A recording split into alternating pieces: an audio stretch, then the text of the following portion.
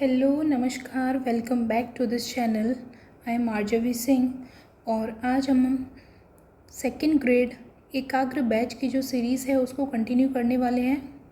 तो स्टार्ट करते हैं अपनी आज की पोएम द सॉलिटरी रीपर। देखो, उसको स्टार्ट करने से पहले मैं आपको जितना सिलेबस का हमने कवर कर लिया उसके बारे में इन्फॉर्म कर देती हूँ। ये पोएम की सीरीज़ में 5th पोएम है और इससे पहले की जो पोएम्स हैं उनको हम कवर कर चुके हैं और लिटरेरी फॉर्म्स एंड डिवाइसेस को हमने कवर कर लिया है और हिस्ट्री ऑफ इंग्लिश लिटरेचर जिसकी सीरीज़ भी क्या है, कंटिन्यू है। और अगर आप इन नोट्स को परचेज़ करना चाहते हैं तो हमारे ऐप से आप इनको परचेज़ कर सकते हैं, द इंग्लिश लेबोरेटरी ऐप से। बहुत ही नॉमिनल सी फ़ी है, इतनी नॉमिनल है कि आपके गोलगप्पे आ जाएंगे। इतनी कम फ़ी में अगर आपको इतने सही नोट्स मिल रहे हैं तो आई थिंक आपका सेकंड थॉट नहीं आना चाहिए। बाकी आप पहले इस्तेमाल करें फिर विश्वास करें। तो आप पहले नोट्स को देखिए, टेलीग्राम चैनल का लिंक दिया हुआ है, उसमें नोट्स हमने अपलोड किए हुए हैं। अगर आपको वो नोट्स पसंद आते हैं तो आप ये नोट्स परचेज़ कर सकते हैं। तो देखो, आज अपनी पोएम स्टार्ट करते हैं, द सॉलिटरी रीपर। ये किसकी पोएम है? विलियम वर्ड्सवर्थ की। अब इनके बारे में थोड़ी जानकारी ले लेते हैं। 7 अप्रैल 1770 को इनका बर्थ होता है। कहाँ पे? कॉकरमाउथ, कम्बरलैंड, लेक डिस्ट्रिक्ट, इंग्लैंड में। इनकी डेथ कहाँ पे होती है? वेस्टरमोरलैंड में, एट द एज ऑफ 80 साल की उम्र में इनकी क्या हो जाती है? डेथ हो जाती है। फिर ये किस ग्रुप से मिले हुए थे? Chief member of the lake poets. Lake poet का ग्रुप था जिसमें कौन कौन थे? एस.टी. कॉलरिज एंड रॉबर्ट सदे, और उनके साथ में जो तीसरा नाम आता है वो किसका आता है? विलियम वर्ड्सवर्थ का। इनको लेक पोइट्स क्यों बोला जाता था? क्योंकि ये क्या है, लेक के पास में बैठ करके जो अपनी राइटिंग्स होती थी उनको लिखा करते थे। अब बढ़ते हैं आगे, इनके मेजर वर्क्स को देखते हैं। सबसे पहला इनका जो मेजर वर्क निकल के आता है वो आता है लिरिकल बैलेड्स। 1798 में ये पब्लिश होता है और इसी टाइम से क्या है, जो रोमांटिक मूवमेंट स्टार्ट होता है इनके वर्क के साथ ही। तो इन्होंने कितनी पोएम लिखी थी? टोटल 23 पोएम्स लिखी थी। वर्ड्सवर्थ की कितनी थी? 19 थी। और कॉलरिज यानी एस.टी. कॉलरिज जो है उनकी 4 पोएम थी इसमें, लिरिकल बैलेड्स में। फर्स्ट पोएम कौन सी थी? The rhyme of ancient mariner, ये किसकी थी? एस.टी. कॉलरिज की। और लास्ट पोएम किसकी थी? टिंटन एबे, जो कि किसने लिखी थी? विलियम वर्ड्सवर्थ ने। I hope you point clear. Lyrical ballad इनका 1798 में आता है जो कि रोमांटिक मूवमेंट को जन्म देता है। और 23 पोएम्स थी, वर्ड्सवर्थ ने 19 लिखी थी और बाकी की जो 4 थी कॉलरिज ने लिखी थी। अब उनकी पोएम कम थी तो उनको क्या है कि चलो ठीक है, तुम अपनी फर्स्ट पोएम तुम्हारी डाल दो जिससे तुम्हारा मन रह जाएगा। तो उनका मन रखने के लिए इन्होंने क्या है, फर्स्ट पोएम कौन सी डाली? The rhyme of ancient mariner. और इनकी जो लास्ट पोएम थी, ये जो लिरिकल बैलेड्स है उसकी, टिंटन एबे, वर्ड्सवर्थ की। अब प्रीफेस टू लिरिकल बैलेड्स इन्होंने कब लिखा था? 1800 में।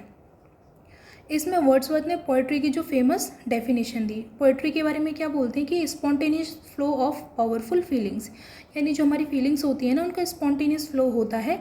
It takes its origin from emotions recollected in tranquillity. देखो, इस लाइन का क्या मतलब है? स्पॉन्टेनियस का मतलब होता है नेचुरल। क्या होता है कि जिसका ओरिजिन कैसे हो? नेचुरल, कोई बनावटीपन उसमें नहीं होना चाहिए। ओवरफ्लो होता है किसका? पावरफुल फीलिंग्स का। और वो अपना ओरिजिन कहाँ से लेता है? Emotions recollected in tranquillity. देखो, इसका है ना एक एग्जांपल देती हूँ। ट्रैंक्विलिटी का मतलब होता है एकदम सुकून। जैसे मान के चलो अभी आप फर्स्ट ग्रेड का एग्ज़ाम दे के आए हो, तो फर्स्ट ग्रेड का एग्ज़ाम आपका जैसा भी हुआ है, अब क्या है, एग्ज़ाम वाले दिन आप बहुत नर्वस होते हो और ये सब चीज़ें आपके दिमाग में चलती हैं, पता नहीं क्या होगा क्या नहीं होगा। तो उस टाइम पे तो क्या करते हो आप? एकदम टेंशन और स्ट्रेस में होते हो, ठीक है। अब क्या होता है, कुछ दिन मान के चलो, अब 1 महीना निकल के आपने आंसर की चेक कर ली और आपने मार्क्स भी कैलकुलेट कर लिए। अब जिसका हो रहा है उसके लिए वेल एंड गुड, जिसका नहीं हो रहा है वो और मेहनत कीजिए, ठीक है। अब जिसका नहीं हो रहा है ना, वो क्या करता है कि थोड़ा शांति में बैठ जाता है और शांति में बैठ के ना उस एक्सपीरियंस को याद करता है कि यार एग्ज़ाम हॉल में मेरे साथ क्या हो रहा था, ये सब। और फिर ये इमोशंस को रिकलेक्ट करके क्या करते हैं, एक पोएम लिख देता है। मान के चलो ये जो ए पर्सन है इसने क्या है, फर्स्ट ग्रेड का एग्ज़ाम दिया और जो भी नर्वसनेस थी उस टाइम पे, तब तो ये परेशान था, लेकिन बाद में क्या है, इसने एक पोएम लिख डाली एकदम जब शांति में बैठा हुआ था ये, तो उसने एक पोएम लिख दी।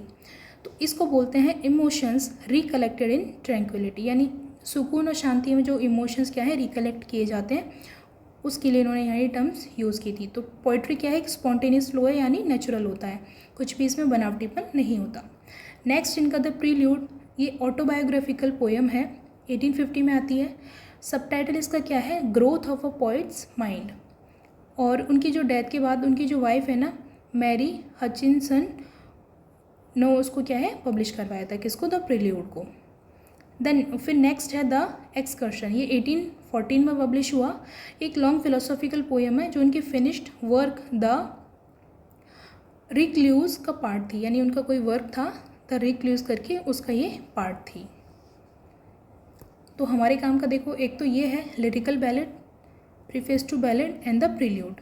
आई होप ये यहाँ तक आपको क्लियर हुआ। अब बढ़ते हैं आगे,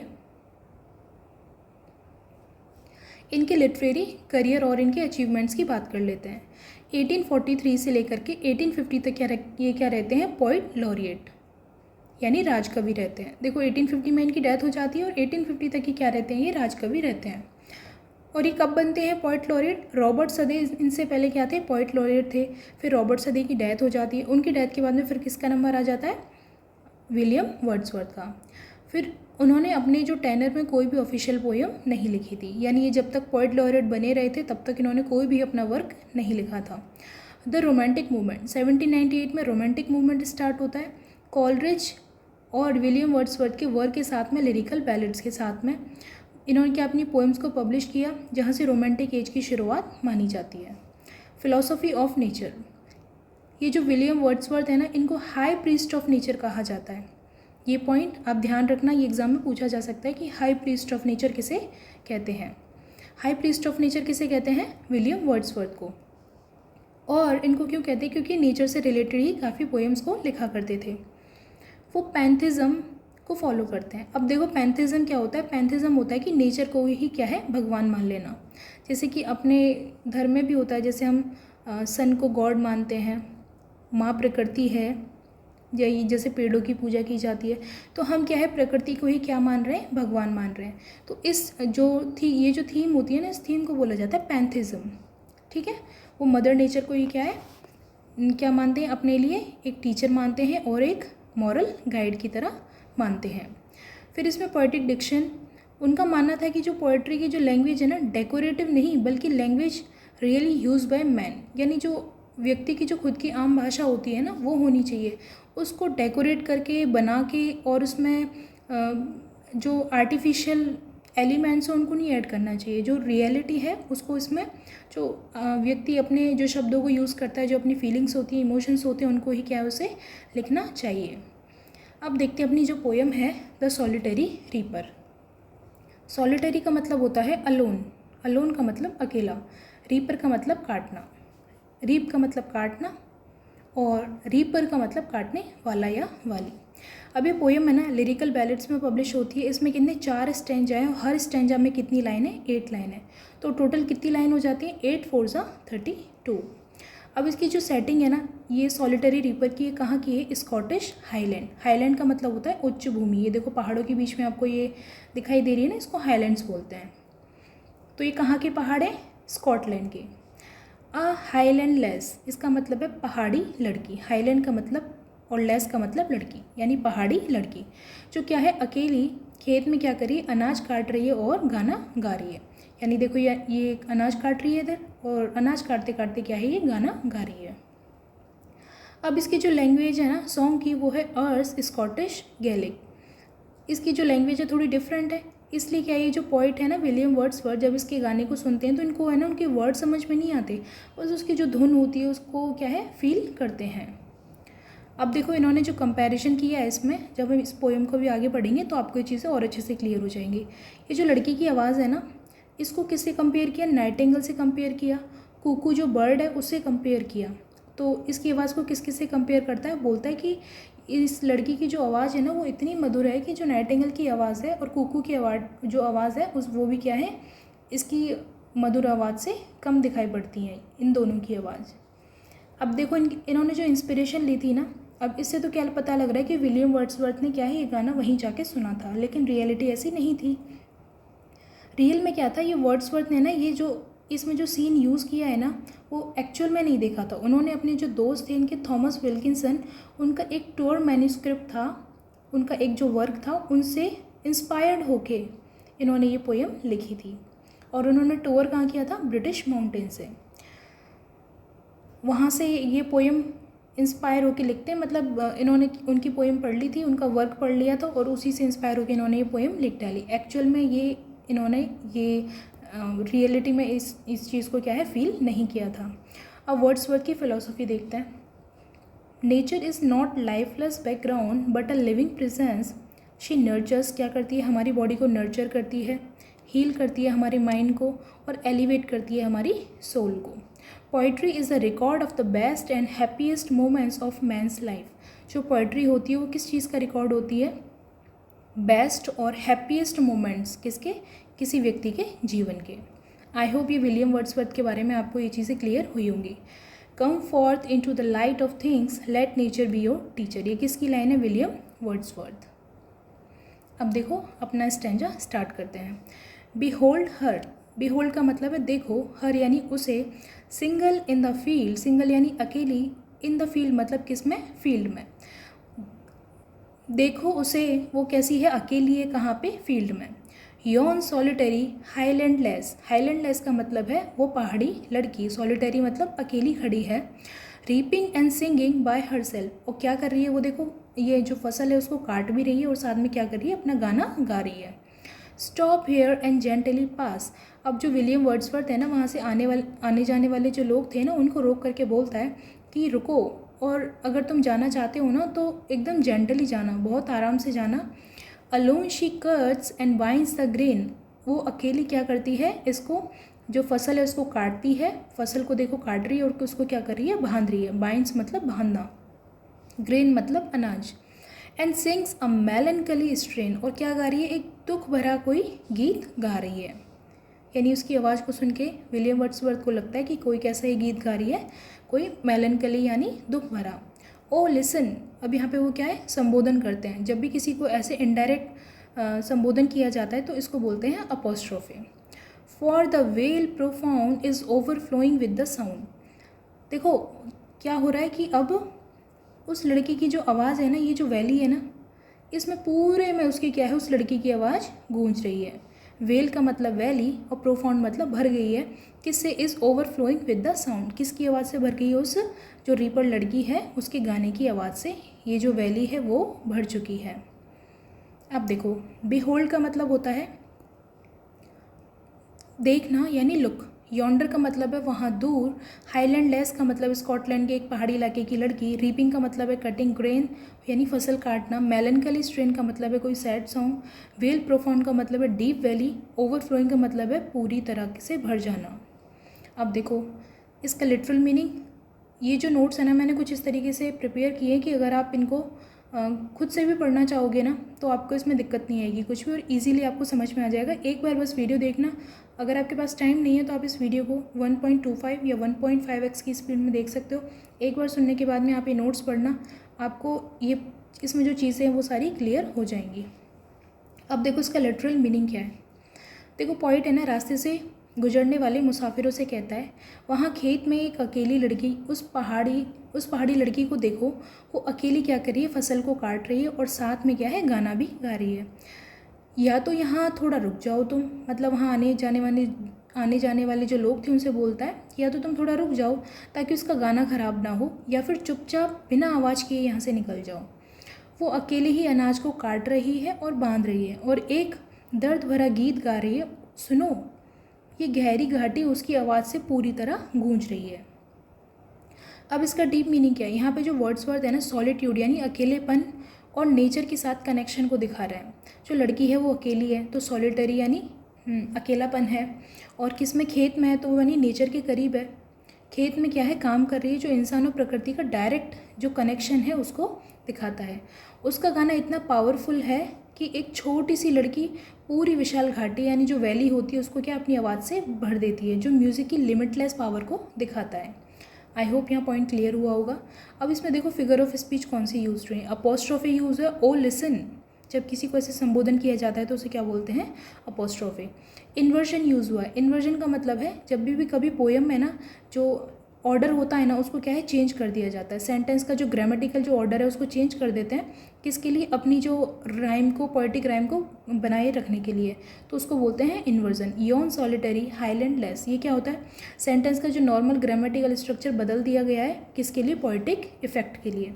ऑक्सीमोरन एंड पैराडॉक्सियल स्टेटमेंट है, विरोधाभास है। अब इसके देखो स्टेटमेंट कैसे, अकेली लड़की पूरी घाटी को भर देती है, यानी अपनी आवाज़ से पूरी घाटी को कैसे भर सकती है, मतलब एक यहाँ पे क्या है, विरोध, यहाँ मतलब अपोजिट स्टेटमेंट, यानी वो भर देती है, लेकिन क्या सच में ऐसा है, नहीं है। अब अपने चलते हैं नेक्स्ट स्टेंजा। अब इसमें क्या है, कंपैरिजन होता है।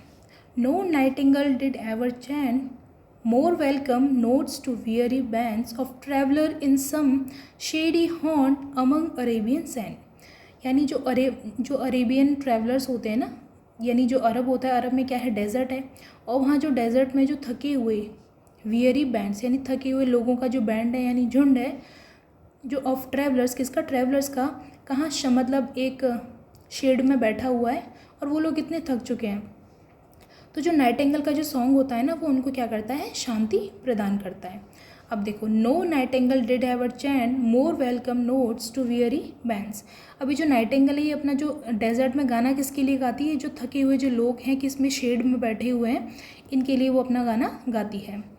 A voice so thrilling never was heard in springtime from the cuckoo bird breaking the silence of the seas among the farthest hybrids।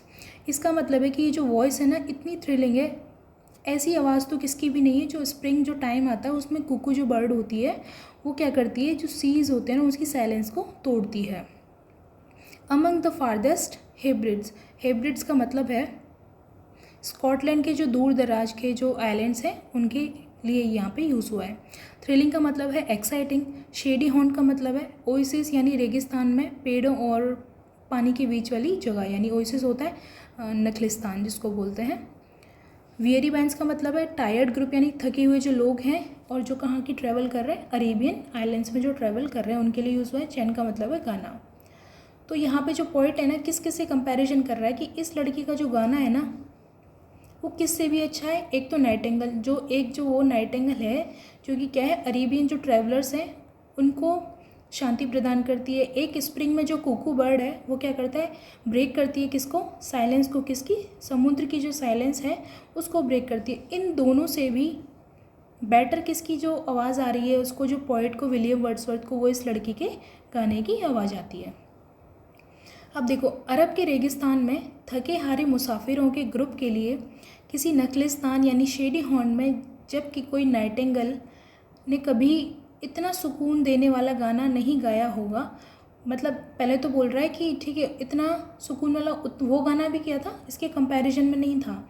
और स्प्रिंग के टाइम पे जो मौसम में कुकू जो बर्ड होती है, यानी जो कोयल होती है, उसकी आवाज़ भी कभी इतनी थ्रिलिंग यानी इतनी एक्साइटिंग नहीं रही होगी जो दूर दराज के हेब्रिड्स आइलैंड, यानी ये जो कुकू है ना गाना गा रही है, और ये जो आइलैंड्स है ना,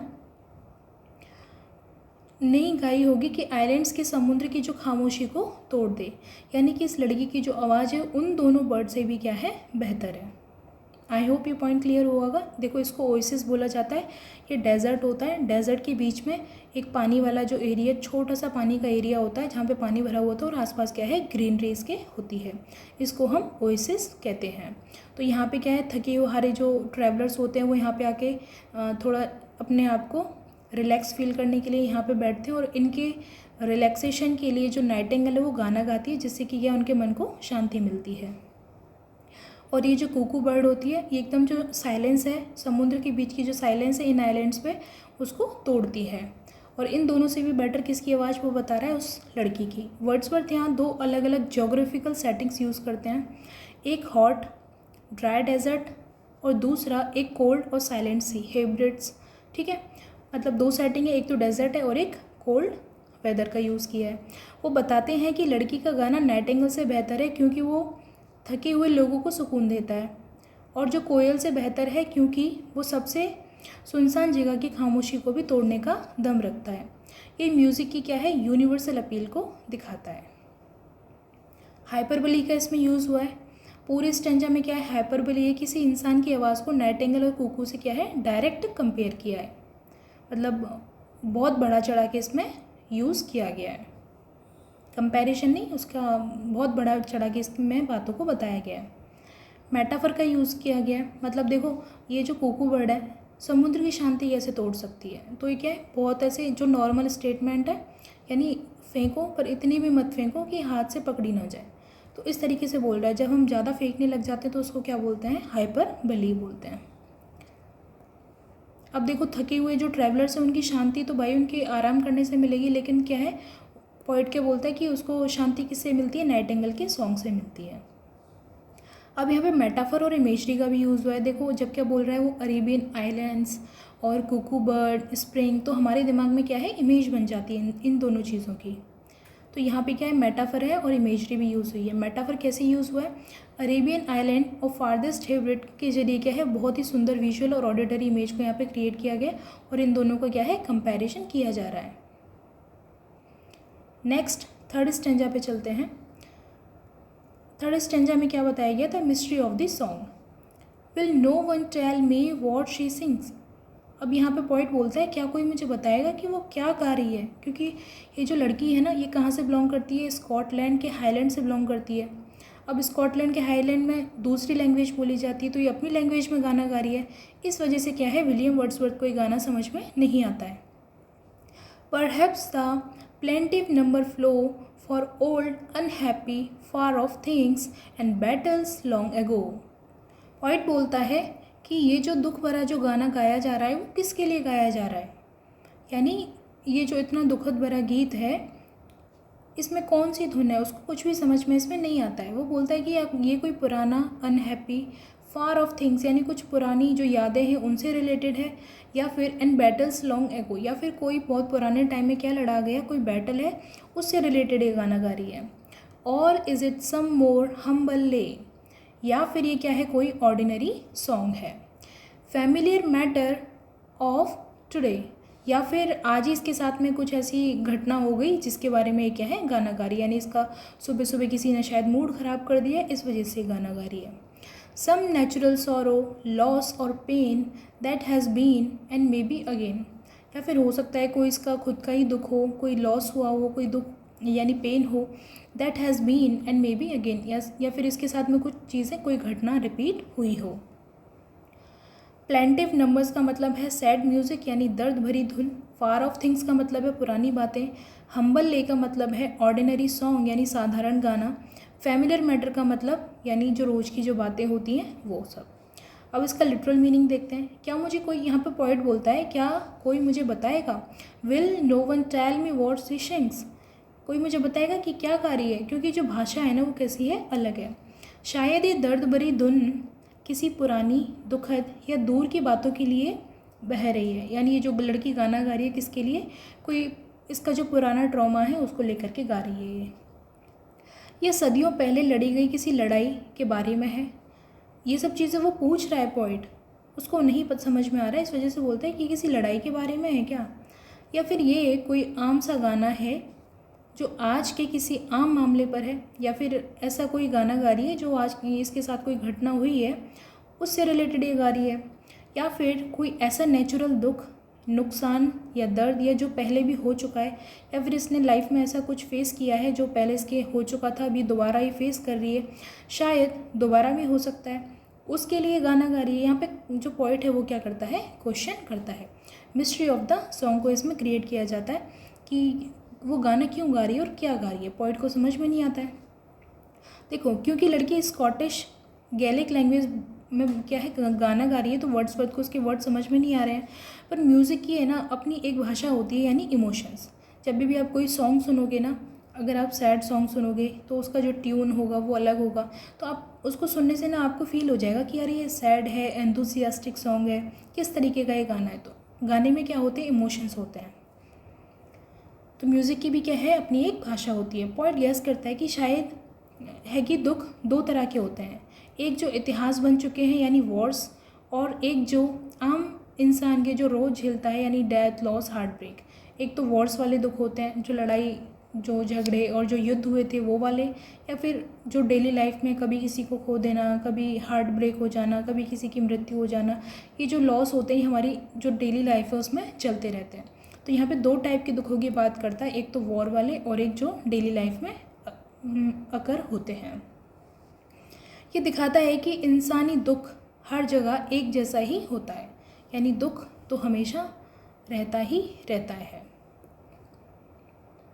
अब फिगर ऑफ स्पीच इसमें कौन सी यूज़ हुई है? Rhetorical question. देखो इसमें स्टैंजा की स्टार्टिंग में क्वेश्चन करता है वो। पॉइंट या सच में जवाब नहीं मांग रहा है, बल्कि अपनी क्यूरियोसिटी और हेल्पलेसनेस को एक्सप्रेस कर रहा है। जब वो ऐसा बोलता है तो क्या वो सच में जानना चाह रहा है कि वो क्या कौन सा गाना गा रही है, उसकी लिरिक्स बताओ चलो मुझे तुम? नहीं, वो सिर्फ अपनी क्यूरियोसिटी की, यार वो क्या गा रही है मैं यही जानना चाहता हूँ, इससे क्या है, वो सिर्फ अपनी क्यूरियोसिटी दिखा रहा है, सिर्फ दिखावा कर रहा है, जबकि उसको रियल में ये सब जानना नहीं है। अब इसमें अलिट्रेशन का यूज़ हुआ है। अलिट्रेशन आप अच्छे से जानते हो, जिसमें क्या होता है, कॉन्सोनेंट साउंड का रिपीटेशन होता है। For old unhappy far of things, जैसे एफ का फार ऑफ थिंग्स। और इसमें सम नेचुरल सॉरो, लॉस और पेन, इसमें एस साउंड का और एफ साउंड का रिपीटेशन होता है, जो म्यूजिकल और एम्फेसिस बनाता है। Next stanza, what ever the theme the made in song. अब पॉइंट बोलता है कि इटर्नल इम्पैक्ट को इसमें क्रिएट किया जाता है। देखो कैसे, whatever the theme the maiden sang as if her song could have no ending. अब जो ये लड़की गाना गा रही है ना, ये जो कौन सी लड़की है, इसको जो क्या वर्ड यूज़ होता है इसके लिए, हाईलैंड लेस, यानी ये जो पहाड़ी लड़की जो गाना गा रही है, मेड इन सेंग, और उसकी जो थीम क्या है ना, पता नहीं क्या थीम है, और उसकी जो थीम है ना वो ऐसी है, एज इफ हर सॉन्ग, जैसे कि मानो कुड हैव नो एंडिंग, यानी इसके गाने का क्या है, कोई अंत नहीं होगा। तो देखो यहाँ पे बोलता है कि इसका जो गाना है ना उसका कोई अंत नहीं है। I saw her singing at her work and over the sickle bending. मैंने उसे क्या है गाते हुए देखा है, कब, अपने काम करते हुए, and over the sickle bending, और कब, जब वो फसल को क्या है काट रही होती है। आई लिसन, मैंने सुना, मोशनलेस एंड स्टिल। कैसे सुना? मोशनलेस का मतलब है बिना हिले डुले, एंड स्टिल यानी एक जगह खड़े होकर के। And as I mounted up the hill, जैसे कि मैं क्या हो गया हूँ। यहाँ पे पॉइंट बोलता है कि जैसे ही वो क्या करता है, वो तो देखो उस रास्ते से गुजर रहा था, और जब वो रास्ते से जा रहा था तो उसकी आवाज़ सुनाई देगी, तो उसने क्या है वहाँ रुक के गाना सुन लिया। अब बोलता है कि जैसे ही मैं क्या है अपने मंजिल की ओर आगे बढ़ता है, वो पहाड़ की तरफ आगे बढ़ता है, तो उस जो लड़की का गाना है ना वो सुनाई देना क्या हो जाता है, बंद हो जाता है। देखो ये लाइन अब वापस से, आई लिसन मोशनलेस, मैं कैसे सुनता हूँ, stand still, and as I mounted up the hill. अब क्या होता है, जैसे ही वो क्या है माउंटेड अप यानी पहाड़ पे चढ़ता है, the music in my heart I bore, अब ये अपने जो म्यूज़िक था उसको अपने क्या है दिल में ले जाता है। Long after it was heard no more, और कुछ टाइम बाद में क्या होता है, ये जो गाना है हर्ड का मतलब है सुनाई नहीं देता है। अब देखो, मेडन का मतलब है अनमैरिड या फिर कुंवारी लड़की। सिकल का मतलब है हार्वेस्ट टूल, ये इसको बोलते हैं सिकल, हमारी लैंग्वेज में इसको दरांती बोलते हैं, ठीक है, दरांती या हाशिया। मोशनलेस का मतलब है अनमूविंग यानी बिना हिले डुले। बोर का मतलब है कैरिड यानी अपने पास संभाल कर रखना। अब इसका लिटरल हिंदी मीनिंग देखते हैं। जो गाने का जो थीम चाहे जो भी हो, पर लग रहा था जैसे उस लड़की के गाने का कोई अंत नहीं हो। अब कोई भी गाना होता है उसकी आपने एंडिंग देखी होगी, 1 2 3 स्टैंजा होते हैं, उसके बाद में गाना एंड हो जाता है। लेकिन पॉइंट यहाँ पे क्या बोलता है कि हाइपरबोली है यहाँ पे कि उसका गाना एंड ही नहीं होगा। अरे भैया ऐसे कैसे एंड नहीं होगा, तो यहाँ पे गाना तो हर एक गाना एंड होता है। तो यहाँ पे कौन सी इसने पोएटिक जो डिवाइस है वो यूज़ की थी, हाइपरबली, यानी बहुत बड़ा चढ़ा के बात की कि इसका गाना कभी ख़त्म नहीं होगा। मैंने उसे काम करते हुए और हाशिया पर झुके हुए गाते देखा, यानी वो क्या है फसल काटते हुए झुकी हुई है इस तरीके से, और क्या है अपना गाना गा रही है। जब वो ये लाइन बोलता है तो हमारे दिमाग में क्या इमेज बनती है, मैंने उसे कैसे देखा था काम करते हुए, कि वो क्या है झुकी हुई है। अब वो झुकी हुई है तो हमारे दिमाग में इमेज बन जाती है कि अच्छा वो लड़की ऐसे झुकी हुई है और फसल काट रही है, किससे काट रही है, हाशिया से काट रही है, तो इमेज बनती है हमारे दिमाग में। मैंने बिना हिले डुले बिल्कुल शांत होकर उसके गाने को क्या है सुनता रहा, और जब मैं पहाड़ पर आगे चढ़ गया तो वो गाना कानों से सुनाई देना तो बंद हो गया, पर उस म्यूज़िक को मैंने अपने दिल में क्या है हमेशा के लिए छुपा कर रख लिया।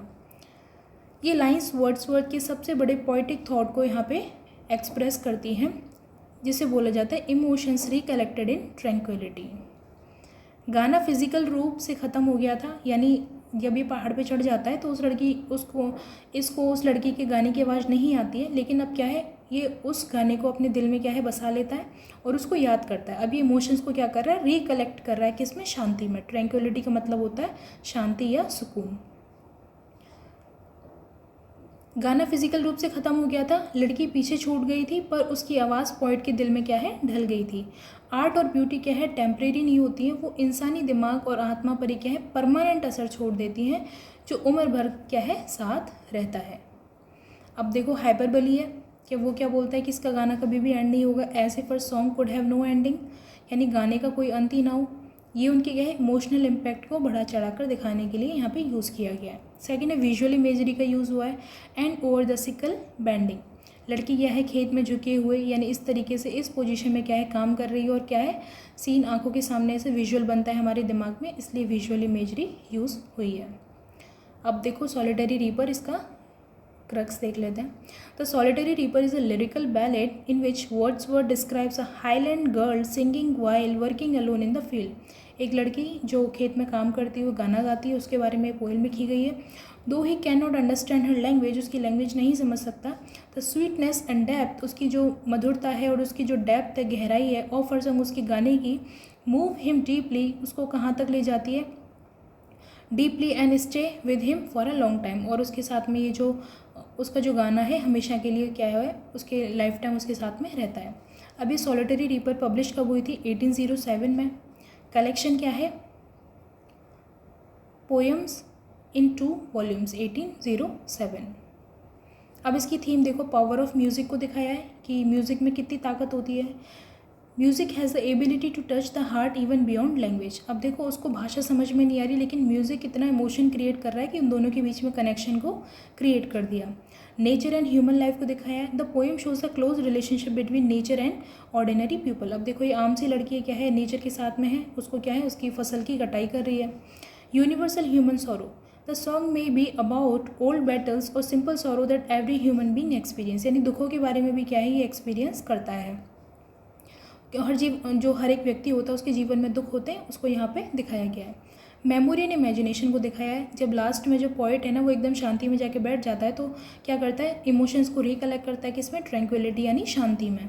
तो memory and imagination, the poet imagines the meaning of the song and the experience remain alive in his memory, यानी उसके जो सॉन्ग होता है उसके मीनिंग को समझने की कोशिश करता है और उसके जो एक्सपीरियंस है उसको हमेशा अपने लिए मेमोरी में या फिर अपनी याददाश्त में संभाल लेता है। लास्टिंग इम्पैक्ट ऑफ आर्ट, अब true beauty and art leave a permanent impression on the soul. जो ये ट्रू ब्यूटी होती है यानी जो सच्ची सुंदरता होती है, यानी उसकी सुंदरता, उस लड़की की सुंदरता किसमें दिख रही थी, उसके गाने में। एंड आर्ट लीव, और आर्ट क्या है, अब ये देखो विलियम वर्ड्सवर्थ ने पोएम लिख दी तो ये क्या है एक आर्ट की फॉर्म बन गई। अब ये दोनों क्या करती हैं, इंप्रेशन छोड़ती हैं किसके ऊपर, परमानेंट एक आत्मा के ऊपर। अब इसका टोन देख लेते हैं। टोन क्या, एडमायर कर रहा है उस लड़की के गाने को, यानी उसकी प्रशंसा कर रहा है। रिफ्लेक्टिव है, उसकी इनर फीलिंग्स रिफ्लेक्ट हो रही है, यानी सैड है वो तो उसका इमोशंस क्या है रिफ्लेक्ट हो रहे हैं उसमें गाने में। मेलनकलिक है, थोड़ा सैड है। और एप्रिशिएटिव है, यानी उसको एप्रिशिएशन यानी उसकी तारीफ़ करना इन द सेंस। अब इसको पढ़ने के बाद में हमारा मूड कैसा हो जाता है, एकदम शांति भरा हो जाता है, इमोशनल हो जाते हैं, थोड़ा थॉटफुल हो जाते हैं, हम भी विचार करने लगते हैं माँ प्रकृति के बारे में और सॉन्ग्स के बारे में। और थोड़ा क्या है, थोड़ा ड्रीम लाइक है, यानी ऐसी कहानी चीज़ सिर्फ है ना सपनों में होती है, रियलिटी में नहीं होती है, थोड़ा सा हम क्या सपने में खो जाते हैं। The poet while travelling in Scottish highlands is a highland girl, ये देखो शॉर्ट समरी है, अगर आप इसको पढ़ना चाहो तो पढ़ सकते हो। और जो विलियम वर्ड्सवर्थ है उसने किस से कंपेयर किया था, एक तो नाइटिंगेल से और एक कुकू बर्ड से। लड़की की जो आवाज़ थी वो थी जो लैंग्वेज थी वो कौन सी थी, Scottish Gaelic. The poem celebrates the power of music, nature, memory and the everlasting impact of the beauty on the human soul. तो यहाँ पे अपनी पोएम ही ख़त्म होती है, the solitary reaper by William Wordsworth. अगर आपको ये एक्सप्लेनेशन अच्छा लगा हो, समझ में आया हो, तो इस वीडियो को लाइक करना, शेयर करना एंड सब्सक्राइब करना और एक कमेंट भी ज़रूर करना, जिससे कि मेरे को भी मोटिवेशन मिलता है कि और एक डायरेक्शन भी मिलता है कि ठीक है, मैं जो वर्क कर रही हूँ वो मैं सही डायरेक्शन में कर रही हूँ। और ये अपने एकाग्र बैच जो यूट्यूब पे एकदम फ्री है, एकाग्र 45, अपने एग्ज़ाम में ज़्यादा दिन नहीं बचे हैं, उसकी ओर हम ये काम कर रहे हैं और जितना मेरे से पॉसिबल हो सकेगा मैं उतना करने की कोशिश करूँगी। और अगर आप नोट्स परचेज़ करना चाहते हैं तो द इंग्लिश लेबोरेटरी ऐप,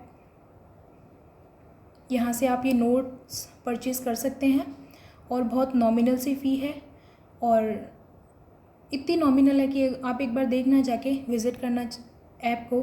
और इस तरीके से so that's it, thank you so much, bye bye, take care. हमेशा हंसते रहिए, मुस्कुराते रहिए और कुछ बनो या ना बनो, लेकिन ज़िंदगी में एक अच्छा इंसान ज़रूर बनना। आपकी वजह से कभी किसी का दिल नहीं दुखना चाहिए। बस भगवान से इतनी प्रार्थना करना और आई विल ऑलवेज़ प्रे कि आप सभी लोगों को भगवान शक्ति दे कि आप जीवन के हर फेजेस को क्या है पार करते हुए अपनी लाइफ को अच्छे से एंजॉय करो।